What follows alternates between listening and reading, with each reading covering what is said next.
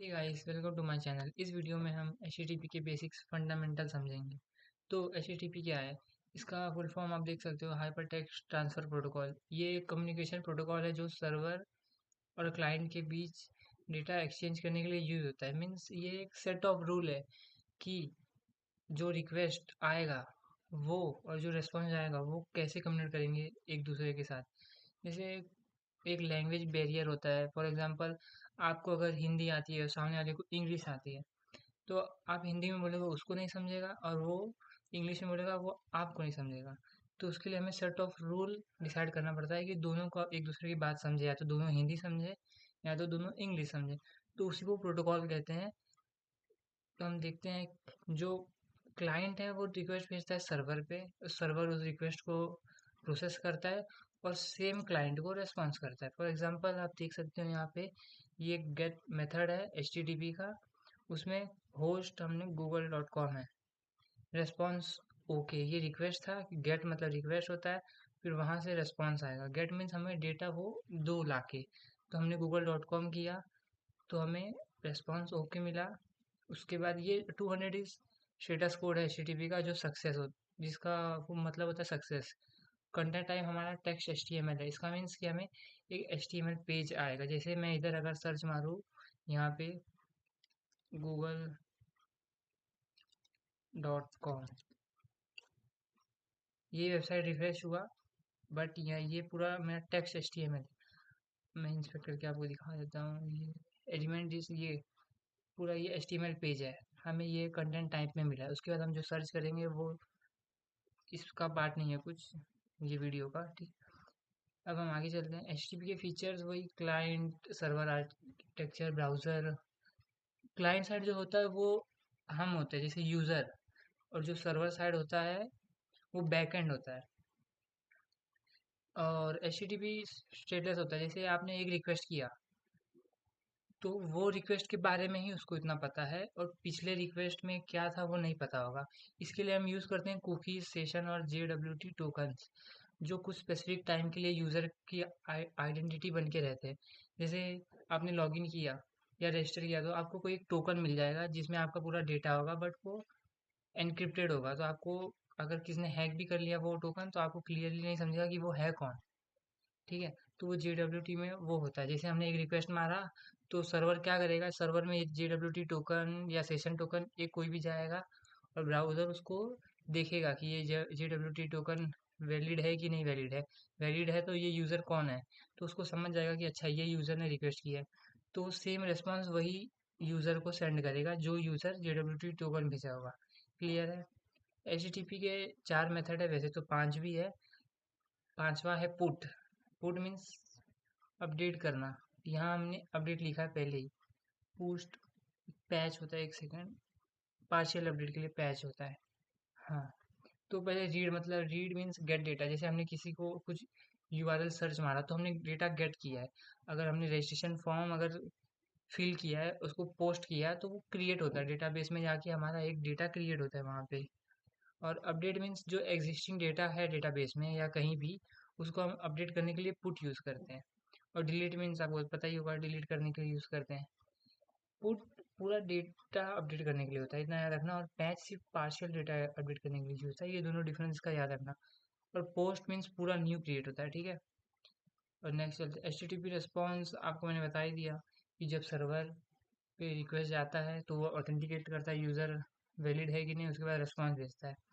उसमें वो होता है स्टेटस लाइन। स्टेटस लाइन जो आपको मैंने बताया था, 200, 300, 400 ऐसा स्टेटस लाइन होते हैं। हेडर मीन्स उसमें कंटेंट टाइप क्या है, कंटेंट लेंथ क्या है, बॉडी कैसा होगा, बॉडी में डेटा क्या है। जैसे एग्जांपल ये है स्टेटस लाइन हमारा, ये कंटेंट टाइप इस एप्लीकेशन जेसन। जेसन इस फॉर्मेट में होता है, आपको पता होना चाहिए। की वैल्यू पेयर में होगा। ये आईडी इसकी और इसका वैल्यू ये है। अब हम आगे जाएंगे। कंपोनेंट स्टेटस लाइन ये होता है कंटेंट HTTP वर्जन। ये HTTP वर्जन यहाँ आ गया। ये स्टेटस कोड है और ये मैसेज है ओके। हेडर्स में आता है कंटेंट टाइप, मैंने आपको बता दिया कि कंटेंट किस टाइप का है। जैसे एप्लीकेशन जेसन है, टेक्स्ट HTML है, टेक्स्ट है, वैसा टाइप में PDF भी हो सकता है, ऐसा कुछ भी। और कंटेंट लेंथ इज ये एक्स्ट्रा डेटा, ये एक्स्ट्रा इन्फॉर्मेशन प्रोवाइड करता है हेडर्स। बॉडी में जो एक्चुअल डेटा होता है वो होता है ये ASP.NET। ये हम आगे जाके देखेंगे वरना आपको अभी। हाँ, तो जो यूज जैसे क्लाइंट ने किसी वेब सर्वर पे रिक्वेस्ट भेजा तो उसका सर्वर जो है मतलब ASP.NET जो है by default Kestrel server use करता है, ये वाला बिल्ट इन वेब सर्वर है। रिक्वेस्ट रिसीव करता है और रिस्पॉन्स क्लाइंट तक भेजता है। जैसे यहाँ देखो, ये है हमारा यूज़र या फ्रंट क्लाइंट, ये इसने रिक्वेस्ट भेजा सर्वर पे। ये वेब सर्वर है केस्ट्रल, डिफ़ॉल्ट है, डिफ़ॉल्ट वेब सर्वर है ASP.NET का, और उसने रिस्पॉन्स भेजा। ठीक है, ये रिक्वेस्ट और रिस्पॉन्स के बीच में ना बहुत सारी चीज़ें होती है, जैसे मिडल वेयर्स होता है, ऑथेंटिकेशन, ऑथराइजेशन एंड ऑल। वो हम आगे पढ़ने वाले हैं। बेसिक्स आज ये HTTP कंप्लीट करते हैं। ब्राउज़र, जैसे हम क्लाइंट रिक्वेस्ट भेजा सर्वर पे, सर्वर क्या है हमारा कैस्ट्रल है। कैस्ट्रल क्या मैंने बोला ना, मिडल वेयर आते कंट्रोलर आएंगे, फिर जो भी है वो सब अगर क्लियर हुआ, जैसे मिडल वेयर में ऑथेंटिकेट होना है, यूज़र लॉगिन है, यूज़र वैलिड है कि नहीं है, अगर वो हुआ तो रिस्पॉन्स बनेगा और वापस कैस्ट्रल जो रिस्पॉन्स है वो ब्राउज़र को दे देगा। ये हम आगे पढ़ेंगे। फॉर एग्जांपल, एग्जांपल की अभी ज़रूरत नहीं है। जब पढ़ेंगे HTTP स्टेटस कोड बताता है कि हमारा स्टेटस क्या कैसा था, मीन्स सक्सेस था कि नहीं एंड ऑल। जैसे अगर 1 XX मीन्स 1 के आगे जैसे कुछ ट्रिपल डिजिट में होगा कोड हमेशा, 100 इज इंफॉर्मेशनल होगा, कुछ इंफॉर्मेशन बताएगा रिस्पॉन्स के बारे में। और 200 के आगे मीन्स सक्सेस होता है हमेशा, जैसे 200 is okay, 201 is created, 204 is no content. 300 के आगे जो होता है रीडायरेक्ट करने के लिए होता है कि पे ये पेज मूव हो चुका है या हट चुका है। ये क्लाइंट एरर होता है। जैसे 400, जो 400 से स्टार्ट होता है, या 401 402, वो क्लाइंट साइड एरर होता है, और जो 5 से स्टार्ट होता है वो सर्वर साइड एरर होता है। इतना याद रख लेना।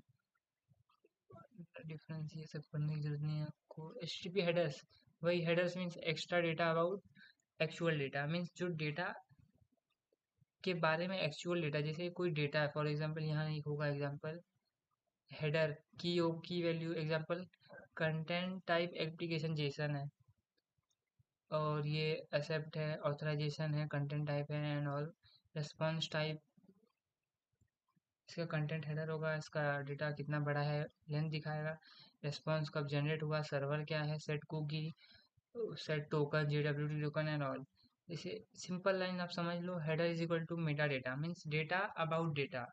जैसे हमारा जो कंप्लीट डेटा आएगा बॉडी में उसके बारे में इंफॉर्मेशन, कि कितना उसका लेंथ कितना है, कब क्रिएट हुआ, किसने भेजा है, कहाँ से भेजा है। और बॉडी मीन्स एक्चुअल डेटा, जो हम एक्चुअल डेटा भेज रहे हैं जो यूजफुल है, किसी ने रिक्वेस्ट या रिस्पॉन्स में मांगा है वो। ठीक है, HTTP रिक्वेस्ट वही क्लाइंट द्वारा भेजा गया हुआ मैसेज। एग्जाम्पल जैसे पोस्ट, पोस्ट मीन्स मैंने ये बताया था नया क्रिएट करने के लिए। ये API प्रोडक्ट HTTP वर्जन है ये।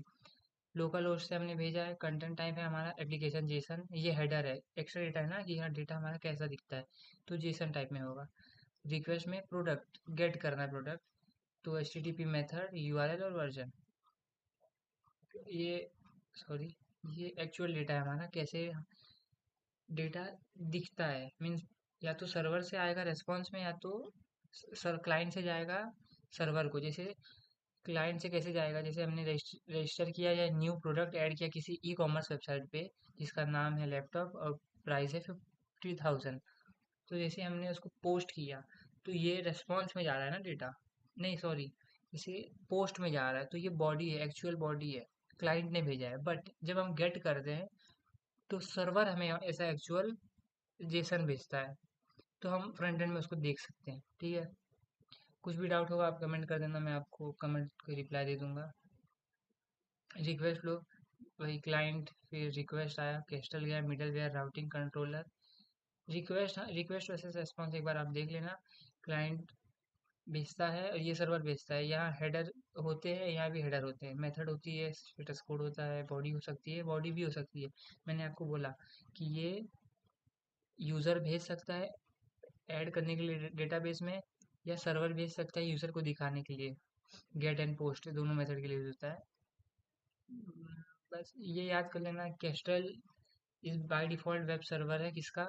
डॉट नेट का। क्लियर है? ठीक है। Thank you for watching my video.